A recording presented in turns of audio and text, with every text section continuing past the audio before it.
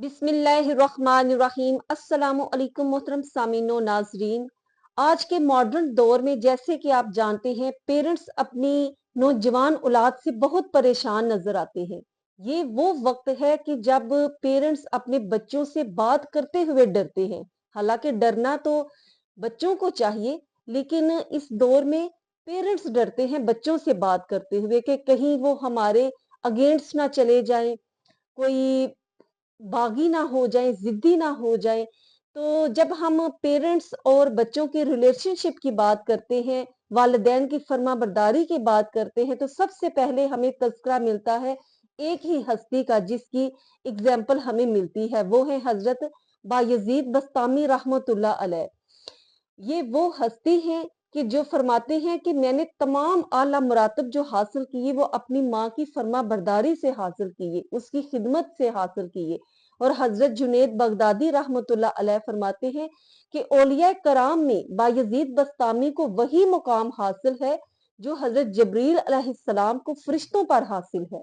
जब आप मकतब में दाखिल हुए और सूरह लकमान में आपने पढ़ा कि अल्लाह अज़्ज़ व जल ने फरमाया है कि या मेरा शुक्र अदा करो और साथ अपने वालिदैन का भी, तो आप अपनी वालदा के पास हाजिर हुए और अर्ज की कि मैं दो हस्तियों का शुक्र अदा नहीं कर सकता। मुझे आप या तो अल्लाह अज़्ज़ व जल के सुपुर्द कर दें और अपने हकूक माफ कर दें, या फिर मुझे आप अल्लाह से तलब कर लें, ले लें और अपनी खिदमत में लगा लें। तो आपकी वालिदा मुहतरमा ने आपसे फरमाया कि मैं तुझे अपने हकूक माफ करती हूँ, लिहाजा उन्होंने आपको अल्लाह अज़्ज़ व जल के सुपुर्द कर दिया। उसके बाद आप शाम की तरफ रवाना हो गए। वहां पर आपने बहुत सी अजीम हस्तियों से फैज हासिल किया, इल्म हासिल किया। बिलखसूस उनमें हजरत इमाम जाफर सादिक रहमतुल्लाह अलैह, उनका नामे ग्रामी सबसे पहले आता है। हजरत इमाम जाफर सादिक ने एक दिन आपसे फरमाया कि फलां ताक से बुक लेकर आओ, किताब लेकर आओ। तो आपने कहा कि ताक कहाँ पे है? तो उन्होंने फरमाया कि इतने अरसे में तुम्हें ये नहीं पता चला कि ताक कहाँ पे है? तो उन्होंने कहा कि ताक देखना तो दूर की बात, मैंने आज तक आपके सामने सर भी नहीं उठाया।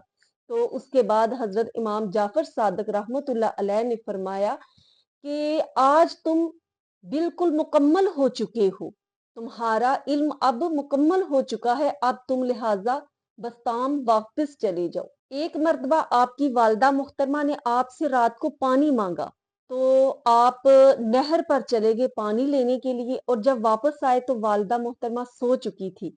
तो आप सारी रात इसी तरह पानी लेकर खड़े रहे, और जब सुबह वालदा की आंख खुली तो उन्होंने कहा कि तुम मुझे जगा देते या पानी रख देते, तुम क्यों खड़े रहे? तो उन्होंने कहा, मैंने कहा कहीं आपकी आंख खुले और मैं मौजूद ना हूं, और कहीं मैं आपके हुक्म अदुली करके अल्लाह अज़्ज़ व जल की नाराजगी जो है वो मोल ना ले लूं। एक दफा आपकी वालदा मुहतरमा ने आपसे कहा कि दरवाजे का एक पार्ट बंद कर दो और एक खोल दो। ये कहकर वो सो गई। उसके बाद हजरत बायजीद बस्तामी रहमतुल्लाह अलैह सारी रात इसी परेशानी में खड़े रहे कि ना जाने वालदा ने कौन सा पार्ट कहा था खोलने को और कौन सा कहा था बंद करने को। आप सारी रात कभी एक खोलते और दूसरा बंद करते, कभी दूसरा बंद करते और पहले वाला खोलते, और आपने कहा कि कहीं वालिदा की हुक्म अदुली ना हो जाए, और आप फरमाते थे कि इन्हीं खिदमात की वजह से अल्लाह अज़्ज़ व जल ने मुझे बुलंद मुकाम और मुरातब अता फरमाई। जब आपकी मुरातब में बहुत अजाफा होने लगा तो लोगों को आपका कलाम, आपकी बात समझ नहीं आती थी। आप उनकी सोचों से बहुत बालातर हो गई थी आपकी गुफ्तगू, और इसी वजह से आपको 7 मरतबा बस्ताम से निकाला गया।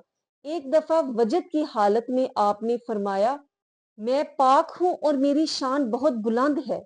और जब आपकी ये वजद की कैफियत खत्म हुई तो आपके मुरीदीन ने आपको बताया कि आप ये क्या कह रहे थे और क्यों कह रहे थे।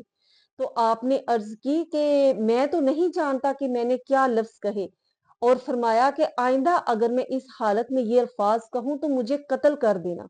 उसके बाद फिर एक दफा यही यही कैफियत आप पर तारी हुई, तो मुरीदीन ने फैसला किया कि आपको कत्ल कर दिया जाए, लिहाजा वो खंजर लेकर आ गए। और जब आपको कत्ल करने लगे तो कमरे में हर तरफ बायजीद बस्तामी ही नजर आते थे।